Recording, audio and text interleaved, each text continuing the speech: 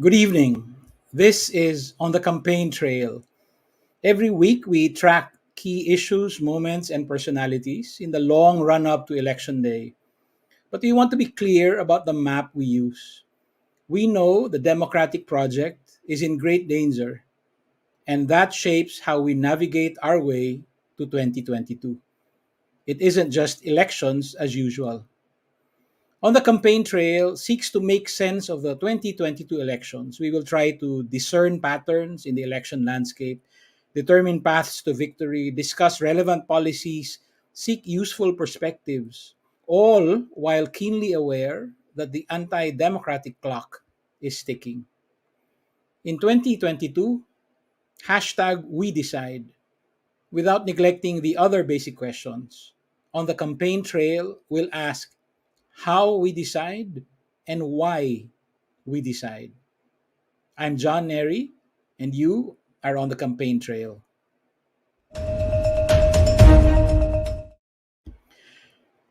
We were supposed to discuss the role of Cavite in national politics, but unfortunately, Governor John Vic Remulla cannot join us tonight.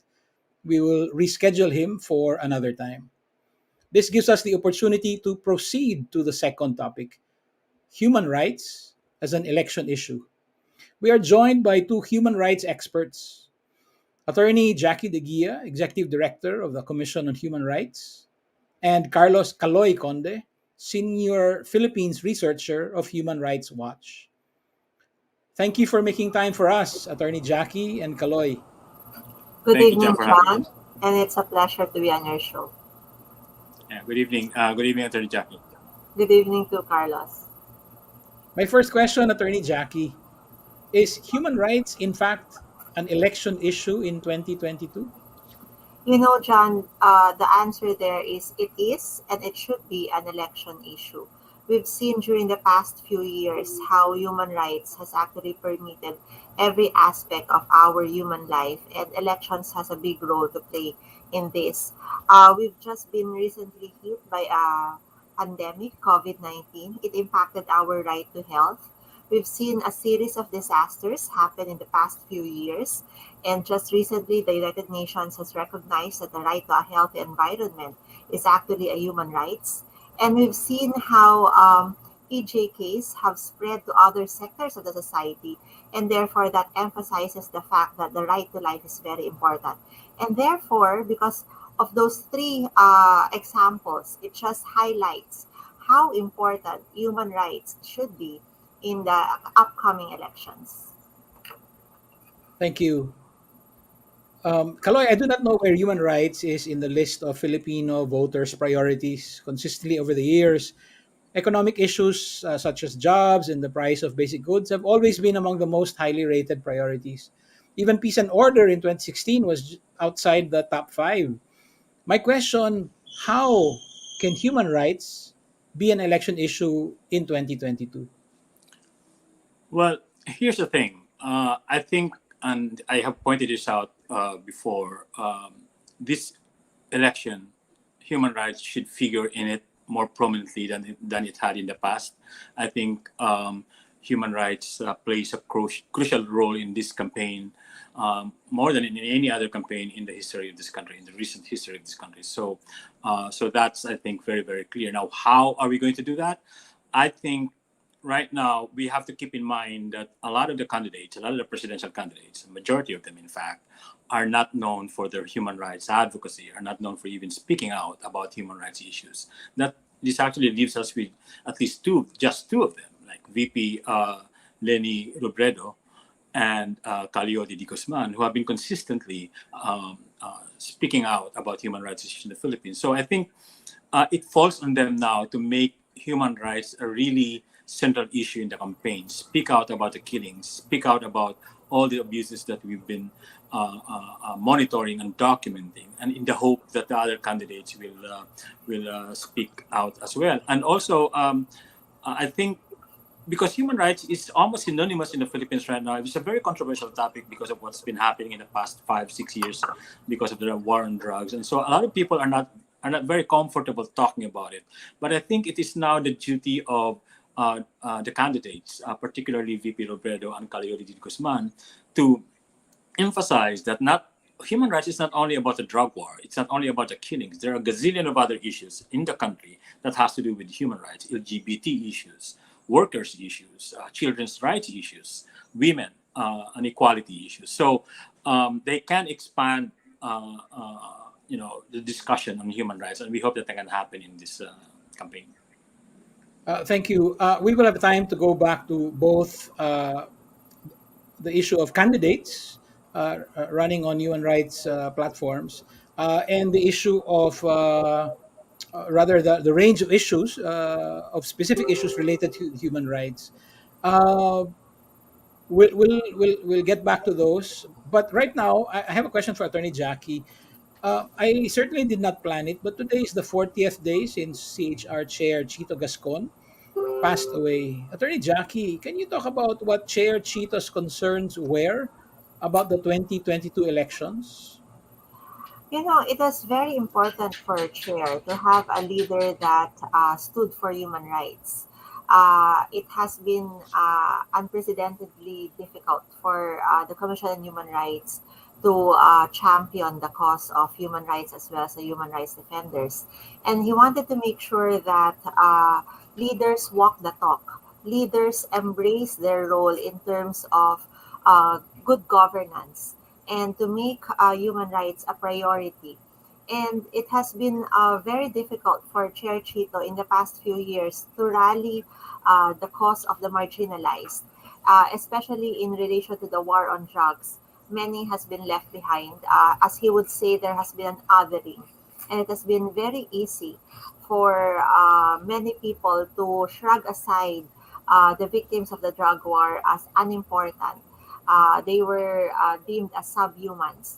And therefore, he wanted to make sure that our leaders are held to a higher standard of accountability, walk the talk in terms of human rights, and make sure that they are examples of championing human rights rather than on trampling human rights. So, Attorney Jackie,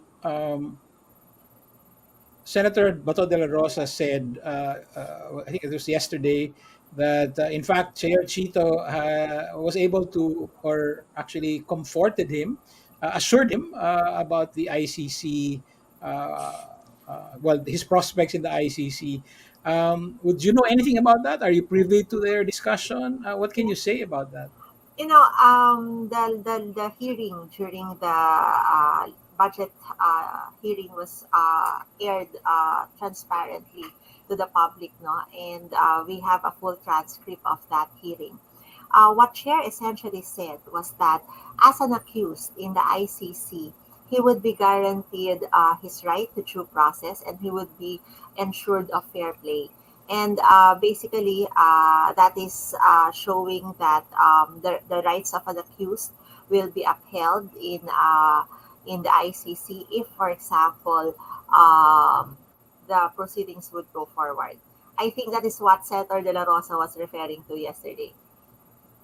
Thank you. Kaloy, aside from the two presidential candidates you mentioned, Vice President Lenny and Kal Leody, who are the national and local candidates running credibly on human rights as an issue?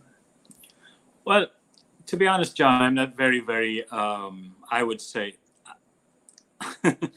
uh, I think apart from those two, all these other candidates have not been, vocal about their positions on human rights for the simple reason that before all of this, they were all supporters of the president, or they were silent about the violations of human rights, or gross violations of human rights that were happening under President Duterte. So really, it's difficult right now to pick from among them, except VP Robredo and Caliotti de Guzman, whether they are in fact human rights champions. Of course, it's not to say that they won't say the right things during the campaign or even change their minds about what's happening here. What's happening right now. It's I guess a level of optimism on our part that some of these candidates, Isko Moreno, for instance, or Manny Pacquiao, could see, should see that the human rights situation in the country has been catastrophic, and reflect that in the rhetoric, at least in the campaign, and urge Filipinos to step up and protect and uphold human rights in their own way.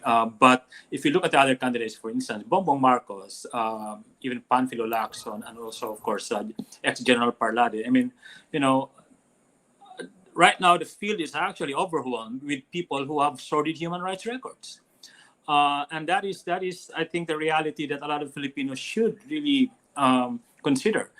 One of the I would say less controversial candidates, Manny Pacquiao, he has been he had been supporting President Duterte, and he had said really outrageous things against LGBT people in the past. So how is this campaign going to change that perspective of his? We hope he will change, and we hope that change will be significant and permanent, and the other candidates as well. So, but as I said, as I indicated earlier, it would take probably the other candidates to really push human rights to the front, to compel these other candidates to make it an issue.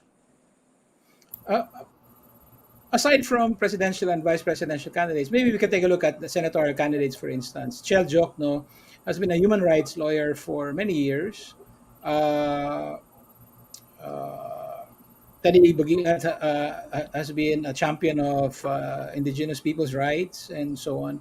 I suppose they would be credible candidates running on human rights issues at the level of senatorial candidates. Are there others that maybe we should Yeah, I mean, also I think highlight? Nery Colmenares, Elmer Mhm. Labog.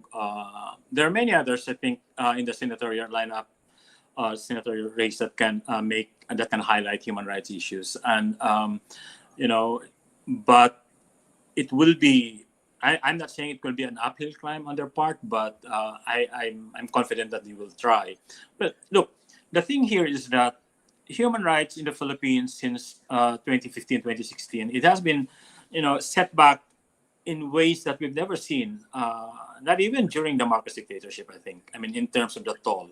So people have to realize that really the Philippines has suffered so much under this president in the past 5 years, and he has been helped in no small measure by these other candidates and by these other politicians. So it is a time for reckoning for a lot of these people. I mean, we're not just talking about the ICC. Bato de la Rosa is worried about the ICC, clearly, and so are others, and they should be. But really, it is a time for reckoning for a lot of these politicians to take seriously human rights as an issue in the Philippines and take action. We hope that will happen in this campaign and moving forward. Attorney Jackie, we know that there are limits on what you and other government officials can do as far as campaigning Yes, for yes. either certain candidates or on certain issues. But what can the Commission on Human Rights do to, as Kaloy says, make human rights a more prominent issue in the 2022 elections? I mean, would you, for instance, consider maybe hosting a debate or a forum among candidates focused on human rights? What are some of the things that you can do? Yeah. John, you're very right in the sense that CHR is a non-partisan body, and therefore we cannot campaign for and against any candidate. But because we have a promotions arm, and basically we should educate the public about the importance of the right to vote, and we must also guard the exercise of that right, we do have periodically a Bantay Karapatan sa Halalan campaign during election season. And the aim of that campaign is to educate the public about the importance of their right to suffrage, about how important it is for them to exercise this right, to participate in this political process, to make sure that they have the access to the right information so that they can make informed decisions when it comes to the elections. And basically, we want to make sure that the electorate is also informed about the platforms of different candidates running for the election. And that's the reason why in the previous years, we've also launched a campaign that is parallel to the Bantay Karapatan sa Halalan. And basically, this campaign identifies projects, programs, and activities being espoused by current officials that are actually human rights based. So we identify legislation, say for example, that has been enacted or has been sponsored by a congressman or a senator. And we do say that this particular bill, sponsored by that particular official, is actually human rights based. And we give a thumbs up sign. Basically, we want to encourage them to embrace the fact that human rights is primarily a state obligation, and basically that's their job. They have to make sure that they enact laws that espouse human rights, and we are informing the public that that's basically their role, and we should be putting people in those positions because of that track record. And we do hope that we're going to be able to sustain this initiative moving forward. And a very interesting suggestion you have there in terms of hosting a debate. Probably we can do that. We have uh, a lot of platforms available to the CHR. Probably we can also highlight uh, opportunities where they can state their platforms or their plans for human rights. Yes, maybe you can really do something as far as the debate on human rights issues is concerned. So essentially, CHR has two programs, two election-related programs. One is a voters education program called Bantay Karapatan sa Karapatan sa Halalan. halalan. Yeah. Yes. Yeah. And then the other one is essentially a program where you attach a seal of good housekeeping, so to speak, That's on right. That's right. legislative programs or, I don't know, LGU programs related to human rights. Um, are you going to follow through on the same two programs in 2022? Yes, it's very important for the CHR right now to ensure sustainability in our trust. No, that's what we keep mentioning to our stakeholders. That regardless of those who are on the top at the helm of the CHR will remain faithful to its constitutional mandate. We have done so for the past 34 years, and we are determined to do so. And those programs which we see have created an impact in terms of uh, creating a dent in the human rights landscape. We will sustain them, and we will make sure that we are able to strengthen them. One of the challenges that we have encountered in the past was the narrative about human rights. It has been packaged in a way that is antagonistic to the public. That the public thinks it is only confined to topics such as EJK in relation to the war on drugs. And our thrust right now is to make sure that we are able to seize back the narrative, that we are able to impress upon the public that human rights is actually very important, that it plays a critical role in their everyday life, and that good governance uh, is actually goes hand in hand with human rights, and that they have a unique opportunity every election season to make sure that they put the right people in those places so that their human rights will be guaranteed. We keep harping on the social contract theory, John, no? And we do say that in exchange for their votes, people should realize that these candidates are actually promising clinics, doctors, more schools in the barangay, and this actually translates into human rights. And they should be listening and demanding for those campaign promises and holding them to account once elected. And they should also make sure that the candidates deliver on those promises during the campaign season, because this will actually affect the everyday life or our human rights in the next 7 years. Yeah. Thank you. Attorney Jackie, I'll get back to you later about how you can, in fact, seize control of the narrative again. Kaloy, I have another question about candidates, but this time from the opposite side, so to speak. What about candidates who have a reputation for human rights abuse? I mean, this is not a question I can ask a government official like Attorney Jackie, but can you name specific candidates who have a problematic or a controversial reputation as far as human rights are concerned? Well, we can start. I mean, we can start with Bongbong Marcos, of course. I mean, Mhm. directly, I mean, he keeps on saying he's not his father, and that all the sordid abuses that was attributed to Ferdinand Marcos Sr. should not be attributed to him. But that's just one aspect of this, and the other more important aspect is what has he done for the human rights victims of the Marcos dictatorship, and has he denounced these abuses, these well documented abuses? That's one question. And other candidates, like as I mentioned earlier, Manny Pacquiao, supporting Duterte and making public comments against LGBT people.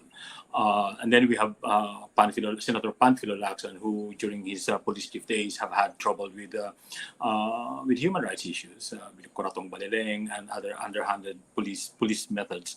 And of course, there's now it's Bongo himself, a candidate who, as your own outlet reported recently about his role in the Davao Death Squad. That's a pretty well documented, uh, you know. Horrific abuses that were attributed to him and President Duterte. So there's that, and then of course ex-General Parlade, who has been red tagging, who has been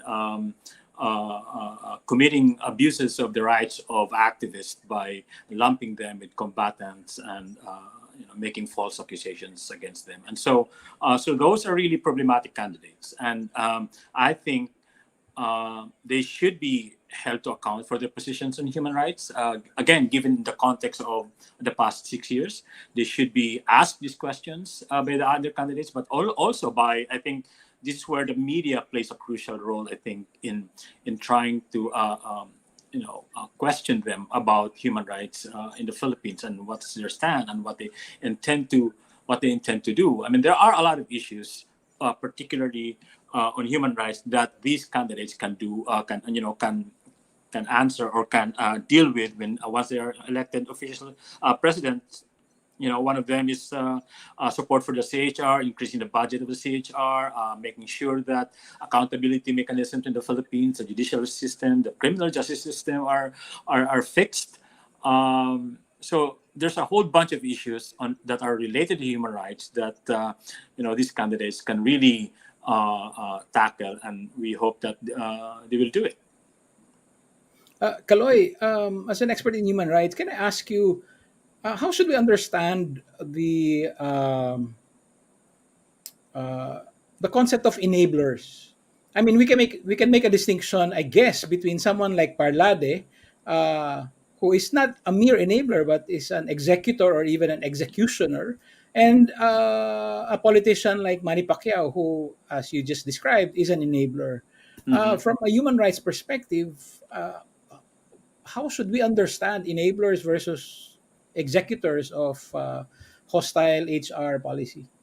Well, that's a good question, a terrific one, and I think there are many layers of answers to that one. But I think the bottom line here is that when you see a gross human rights violations being perpetrated, the worst you can do is just to watch and stand by. And I think because doing nothing means you are condoning or even supporting uh, these violations of human rights, and that makes you an enabler. But under the law, or probably even um, I might be mistaken here, but under international law, I mean, we're reminded of what happened in Rwanda, for instance, where a lot of journalists who covered the genocide in Rwanda, who encouraged the genocide in Rwanda, were later on tried in the tribunal. I mean, that kind of precedent, I think, a lot of these candidates should keep that in mind. You cannot just be an innocent bystander while people are being killed, while people's rights are being violated like that. And so, you know, being a politician, being a public official, moreover, I think it is your responsibility, it is your duty to speak out against human rights abuses and to try to stop it. Because if you don't, then that makes you, at the very least, an enabler. And in the case of Pacquiao, it's not just even like not denouncing or not doing anything about human rights. He was contributing to the demonization of a certain sector of the population, LGBT people. So that makes him more than an enabler, I think, if I may correct myself. Okay, thank you. Uh, Among the many interesting points that you raised, there's something I want to get back to later about how media covers human rights. Attorney Jackie, let's get back to the narrative that we said. There is a narrative that is antagonistic to human rights, and unfortunately, many people buy that narrative. How do you seize the narrative? How do you seize control of that narrative and turn it around? It's been particularly challenging for us during the past few years to seize back the narrative about human rights. If we do if we do remember back then in 2016, we saw how unprecedented attacks against the CHR and human rights have made the people antagonistic about human rights. There was terminologies like subhumans. There was the othering, and then the war on drugs was a very effective tool in terms of twisting the narrative about human rights. The term itself, war, connoted as if there was a need for violence. It also justified that there are going to be casualties. It also presupposed and preconditioned the people into thinking that the use of force is going to be a norm, and therefore, the casualties here are drug users and drug suspects who keep people unsafe. And therefore, if they were killed, then people laud those killings. And that was the narrative that we had to fight during those early years, no? And our approach has been steady all throughout. Our approach was to make sure that one, we seize it back by facing it head on. Many organizations before, as well as other agencies, didn't want to use the term human rights at all. They were shying away from that term because it would disenfranchise many partners, or it would make other people uncomfortable. But for CHR, there was no turning back. We wanted to stick with the term human rights. There's no other term, or there's no other substitute that would sufficiently encompass it. And we remain faithful to that. And then the second approach was to make sure that we package human rights in a positive, simple way that may be understood by the people. We wanted to engage also in the platforms that were being used by the public before the CHR wasn't visible publicly. We made sure that we were very up to date in terms of our releases of press statements. We wanted to make sure that our voices were heard in various human rights issues that were pressing at that time. And then we also made sure that our social media presence was felt. In 2016, our presence was only 3,000. But right now, we have ballooned to at least 200,000 plus, no?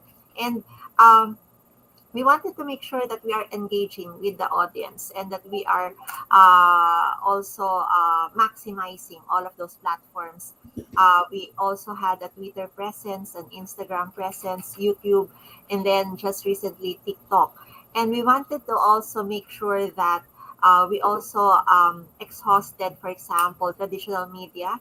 We have a regular show in Veritas. Say, for example, Tanggol Karapatan airs every Saturday at 9 a.m. And basically, we wanted to be more inclusive, and we wanted to permit all ages and all social classes. Our social media cards are also very diversified in terms of content. We wanted to make sure that we have a healthy balance. We spoke out whenever it was necessary. We spoke truth to power whenever it was necessary. But at the same time, also, we wanted to make sure that the positive things that were happening in the legislative, in the judiciary, or for example, in the executive were also highlighted. And the reason why we did that was to reinforce the good habits and to impress upon them that when they do their work faithfully, when they stick to what is right, when they follow the rule of law, that is basically human rights based approach when it comes to governance. And that's what we did, and that's what we're going to continue to do in order to seize back the narrative about human rights. Thank you. If you'll bear with me, I have a couple more questions. Kaloy, let's go back to the question about the media. You were a former foreign correspondent for the Washington Post, International Herald Tribune, the New York Times, but you're also a local journalist, editor in chief of San Star Cagayan de Oro, and so on. I want to ask you, in your view, um, do Filipino journalists understand how to cover human rights? That's a that's an interesting question, to put it mildly, John. I think uh, there's always an argument can be made that a lot of Filipino journalists may not have a fuller appreciation of human rights, and I was one of them. But I think in the past, in the recent years, I think that has changed remarkably. Uh, I think they've risen to the challenge of covering Duterte and all the human rights issues that came up during the administration, and I think they are now in a position to really cover human rights as they should, better than they had covered this in the past. But a lot still needs to be done. Obviously,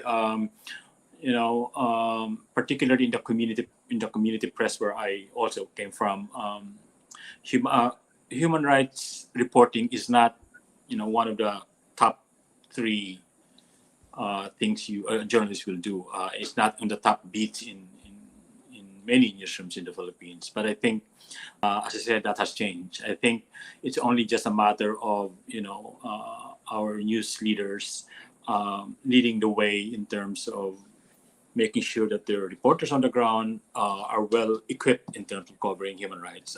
For the longest time, particularly in the community press, stringers reporters are pretty much left on their own to figure out what was happening. I think that has changed a little bit, but I think that a lot still needs to change. And I keep going back to our experience since the Duterte administration came to power, and I think that's for a good reason. I mean, if there's any one issue in the past 6 years that's dominated our national discourse, it's human rights, and a lot of journalists have taken the challenge quite remarkably. Among them, of course, Rappler, the Inquirer, and many other journalists. And this is the kind of institutional response and even individual responses of journalists that will inform. I hope will inform the campaign in the next few months. As I said, a lot still needs to be done to improve human rights reporting in the Philippines. But I think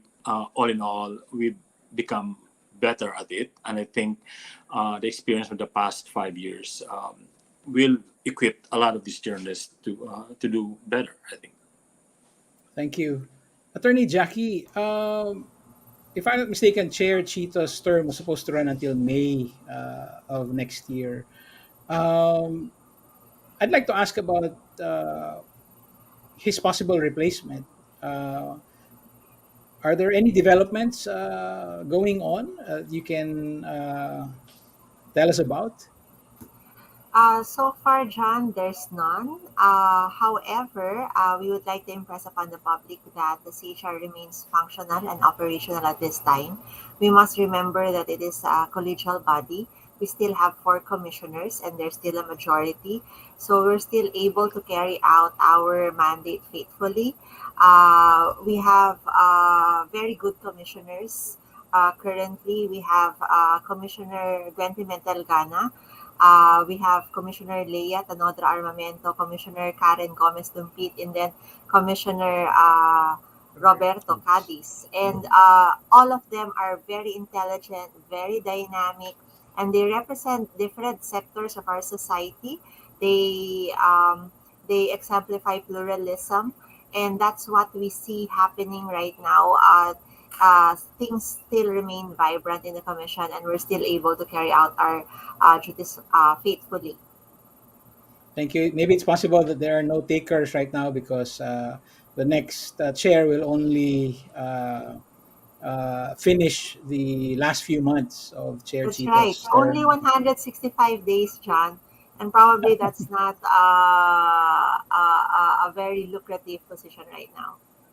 Thank you. So my last question is for both of you. I'll start, ask Kalai to answer first and then Attorney Jackie. Uh, So we've talked about human rights as an election issue. What I'd like to focus on now in our last question is what are the potential human rights abuses that we need to monitor, potential human rights abuses during the elections or that will take place during the campaign period that we need to be on guard against? Well, I mean, there are several issues, but one of them is right now where one of the concerns is the misuse of the internet in terms of spreading disinformation and even influencing how people vote. I mean, directly. I mean, we've always had issues about data privacy in this country and how that is sometimes how that can be misused. I mean, I was reminded of this news of this incident when the filing of candidacy opened, and then there was a text blast from the government's emergency alert system about a particular candidate, and that sort of Mhm. thing.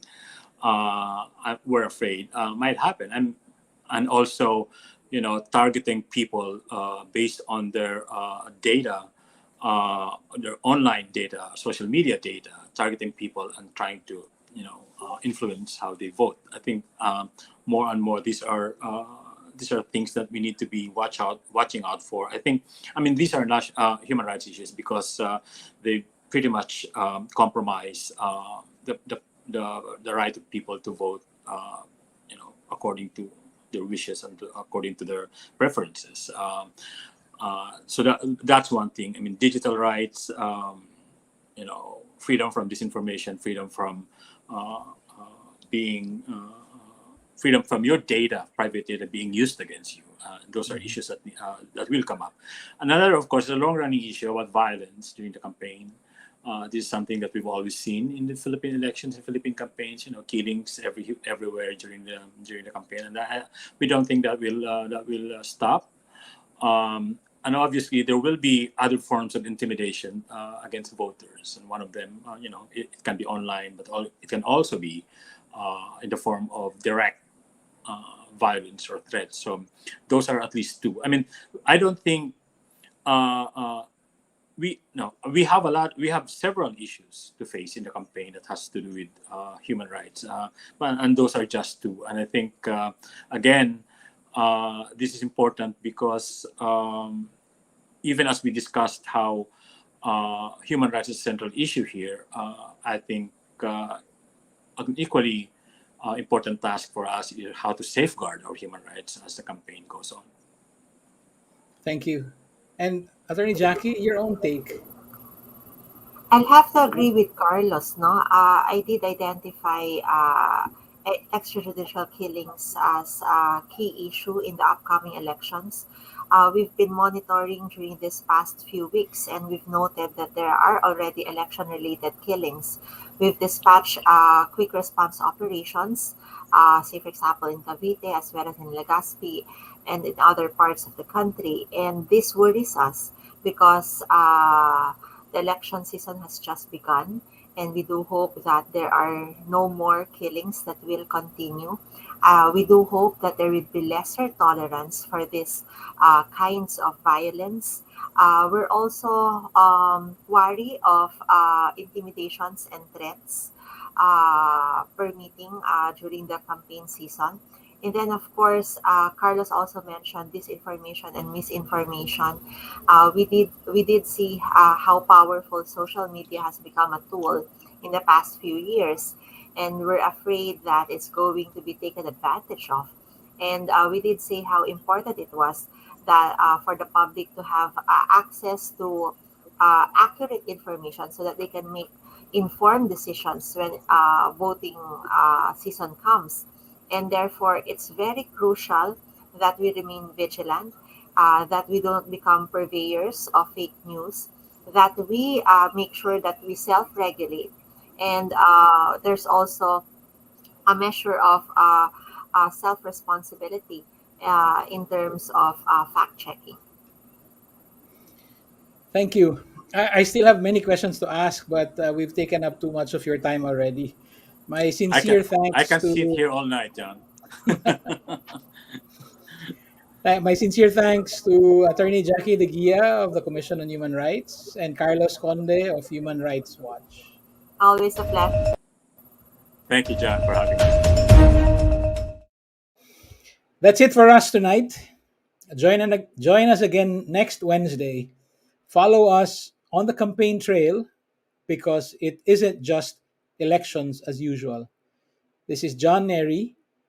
Good night.